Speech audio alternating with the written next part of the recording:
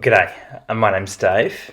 I want to show you today my paper-based Zettelkasten. Now this video is not going to explain to you what a Zettelkasten is. There's heaps of information out there about Nicholas Luhmann and his method. Most people, when they talk about this online, tend towards an electronic version of what Luhmann was doing. And that's fine, we live in a digital age. Personally, for me, I'm trying to reduce the amount of screen time I have. It's much better for my mental health and anxiety, and I think it's much better for learning, really. And so I wanted to show you what I do for my paper-based Zettelkasten. I know there's some people out there that might be interested in that. So here it is. I just use a simple box. I bought it from like a cheap shop. It's called Treasure Hunter where I live, but there's all sorts of different places you can get boxes like this.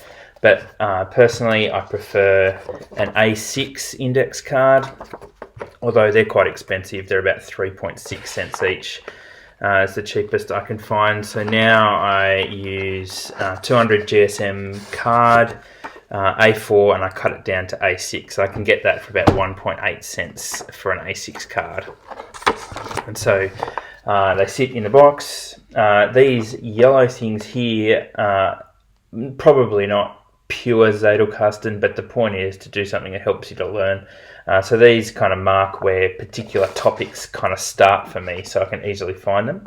But really they're arbitrary. The links go across all of them, all the cards. And then I've also got, if you see very carefully in here, some blue ones.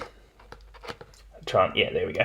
Some blue ones. They're outline cards. So as a theme is developed, I've kind of laid out all the cards and written outlines. My next kind of stage is to go back through and write some linking cards. So where I've linked information, I can put it all back together and kind of write why that link's important. And that'll happen as the Zettelkasten grows and gets mature. So there you go. That's my paper-based Zettelkasten. So in terms of a workflow for how I work my Zettelkasten and get the cards out from what I'm learning, I have a couple of things set up. I've got a separate box with all the blank cards in there just ready to go. And then as I'm reading something or listening to a lecture or just thinking through something, I'll take notes in just a cheap notebook. It doesn't matter where you get that from. This one cost me 80 cents from Officeworks. They're not giving me any money for that.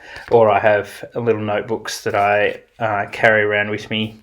And so I'll take some notes, I'll leave it for a while, and then I'll make some cards. So there's a couple of different times when I do that. Sometimes I've got 20 minutes to kill, 15 minutes to kill at the end of a day. Not enough time to start a new project, but it's time to write out a couple of cards, some links, shove them in.